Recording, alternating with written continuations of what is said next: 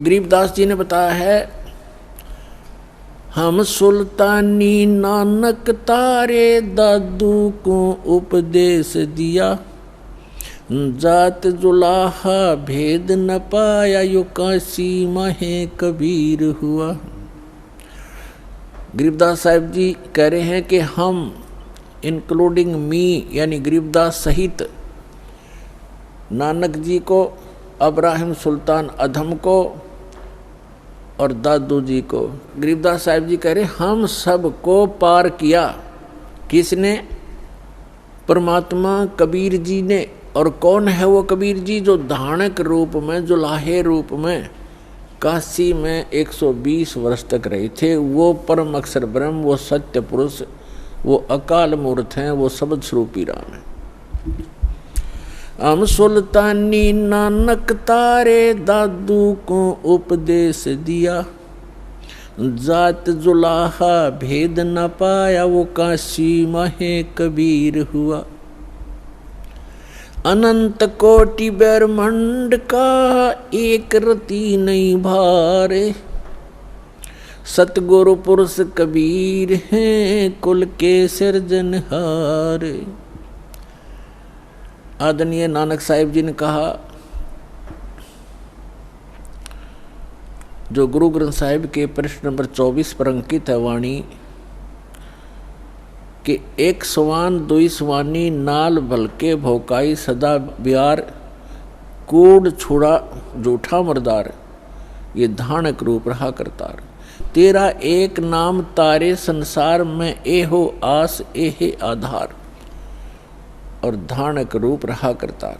Phi सूरत मलुकी वेश, ए ठगवाड़ा ठगी देश, खरा सियाणा भोता भारी, धानक रूप रहा करतार। परमात्मा सचखंड में लेकर गए आदरणीय नानक साहिब जी को। फिर परमेश्वर ने उनको बेई नदी के किनारे वापस छोड़ दिया सशरीर।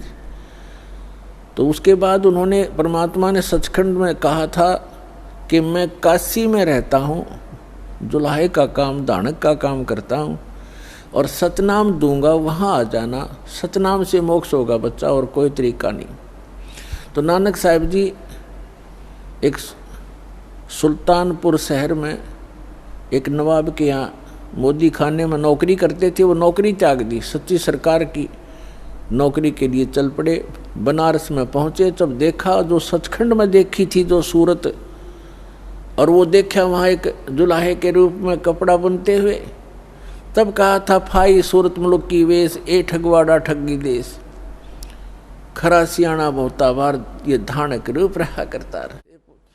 कहा था ये बोली आत्माओं, देखो ये लोगों आओ, ये अपने आप को छुपाए बैठा है, ये ठग है, ये ठगवाड़ा है। प्यार में रो रो कर कह रहे थे, ये बैठा धानक रूप रहा करता और धानक रूप रहा करता। इसी प्रकार मुलुकदास जी ने कहा, दादू साहिब जी ने कहा है कि जिन मुख को निज नाम दिया सोए सतगुर हमार, दादू दूसरा कोई नहीं ये कबीर सिरजनहार। और मुलुकदास जी ने कहा था, जपो रे मन साहेब नाम कबीर, जपो रे मन परमेश्वर नाम कबीर। और फिर कहा है कि दास मलोक सलूक कहत है, खोजो खसम कबीर, जपो रे मन परमेश्वर नाम कबीर। काफी लंबा प्रकरण है, लेकिन हम थोड़ा थोड़ा आपको प्रमाण दे रहे हैं। और आदरणीय धर्मदास जी ने कहा है, आज मोहे दर्शन दियो जी कबीर, आज मोहे दर्शन दियो जी कबीर, सतलोक से चल कर आए, सतलोक से चल कर आए, काटन काल की जंजीर, आज मोहे दर्शन दियो जी कबीर आज मोहे, दियो जी कबीर। तो ऐसे इन महापुरुषों ने परमात्मा के गुणगान किए। और गरीबदास साहिब जी कहते हैं, अनंत कोट ब्रह्मांड का एक रति नहीं भार, और सतगुरु पुरुष कबीर हैं ये कुल के सृजनार। गरीबदास साहिब जी ने अपनी अमृतवाणी में परमात्मा की महिमा और हमें जो भगवान ने यहाँ क्रिया करने के संकेत दिए हैं, आदेश दिए हैं, वो वर्णन किया है, सुनाते हैं। क्या बताते हैं? कस्तूरी नाम कबीर है ये बिन छेड़े मैं कंत,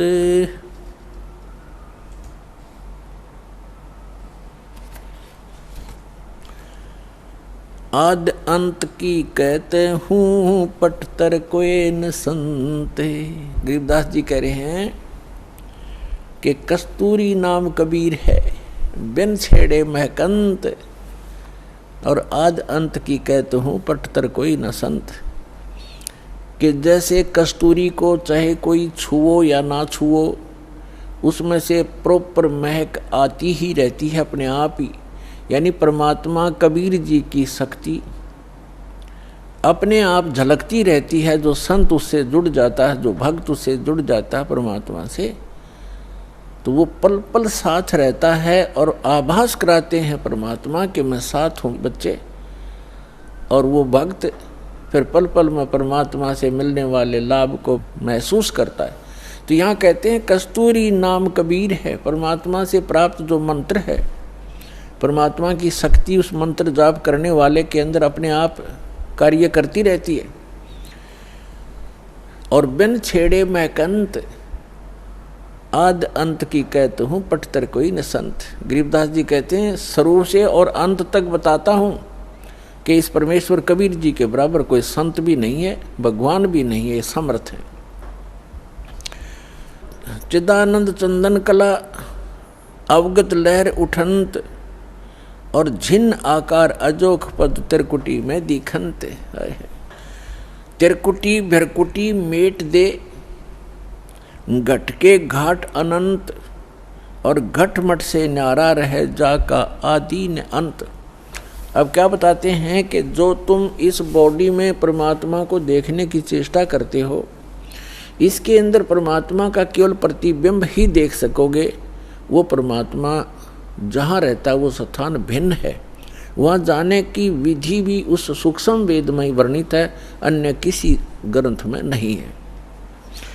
नैनो मद निरखत रहे अवगत नाम कबीरे, बेड़ा पार लगाए हूँ सुरत सरोवर तीरे। दो नैनों बिच कमल है उजल हिरंबर धामे, शेष शेष पुन रटत हैं जिन्होंने पाया वो राम। शेष 88 ना गए 2400 पर चोखे, 3300 पर तलब है कोई बकरा कोई भूखे। शेष 88 ना गए 2400 पर चोखे, 3300 पर तलब है कोई बकरा कोई भूखे। अब क्या बताते हैं परमात्मा? गरीबदास जी कह रहे हैं परमात्मा की महिमा के जिस स्थान पर हमने पहुंचना है, जहां जाने के बाद साधक को कोई जरा और मरण कष्ट नहीं रहता, वहां किसी चीज़ का अभाव नहीं है, वो सुख सागर है। वहाँ जाने की जो साधना है वो या तो परमात्मा स्वयं आकर बताते हैं या उन महापुरुषों को प्राप्त थी जिनके विषय में दास ने अभी आपके सामने उनके शुभ नाम बताए। लेकिन उन महापुरुषों को हमने महत्व नहीं दिया। उस समय जिस समय वो प्रगट थे, उनके जाने के बाद भले ही हम ढेर सारे अनुयायी भी बन गए, लेकिन जो रहस्य उन छुपा गए वो अपने अमृतवाणियों में अब एफिडेविट बना गए, लिख गए, उनको वो खुद ही समझ सकते हैं। उसमें कोड वर्ड होते हैं, उसके बाद उनके जाने के बाद बहुत ज़्यादा अनुयायी भी बन गए, लेकिन उनके उन संकेतों को नहीं समझ सके। उन महापुरुषों ने क्या कहना चाहा था समाज ने स्वीकार किया नहीं। देख सकते हैं आप आदरणीय नानक साहिब जी के उसमें कितने अनुयायी थे जब वो वर्तमान में थे, बहुत ही नाम मात्र थे। उनके जाने के बाद आप देख रहे थे करोड़ों की संख्या में शिष्य बन गए। अब वो उस समय अगर वर्तमान थे, उस समय कोई पूछने वाला ढंग से उनसे अर्ज करते तो वो रहस्य बता देते, लेकिन उस समय हम उनकी कीमत को समझ नहीं सके। ऐसे ही कबीर परमेश्वर आए थे, उस समय लोगों ने परमात्मा को समझा नहीं, वहाँ की जनता ने, तो वो परमात्मा अपना कोड वर्ड लिख कर चले गए। ऐसे ही गरीबदास साहिब जी को, मुल्कदास साहिब जी को, दादू साहिब जी को मिले, उस समय उनकी कोई किसी ना पूछ नहीं की, मैं तो नहीं दिया, जिस कारण से वो अपने कोड वर्ड छुपा कर चले गए। अब उन सभी सांकेतिक शब्दों को, उन अद्भुत रहस्यों को उजागर करने की बुद्धि इस दास को दी कबीर भगवान ने। तो सभी सदग्रंथों की, सभी महापुरुषों के को जो शुभ संकेत हैं और रहस्य में संकेत है, उनको बताने के लिए इस दास पर मेहर करी है, और वो आपको अब रूबरू कर रहा है, इसका लाभ उठाओ। अब क्या बताते हैं कि जो ज्ञान परमात्मा स्वयं आकर बताता है वो है मूल ज्ञान, तत्व ज्ञान,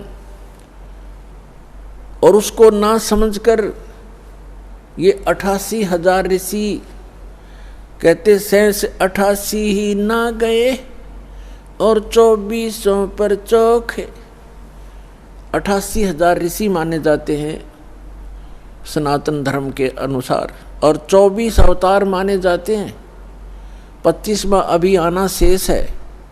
तो ये बता रहे हैं कि आप बात करते हो अपनी इन साधनाओं से पार होने की, वो 88,000 ऋषि नहीं पहुंचे, और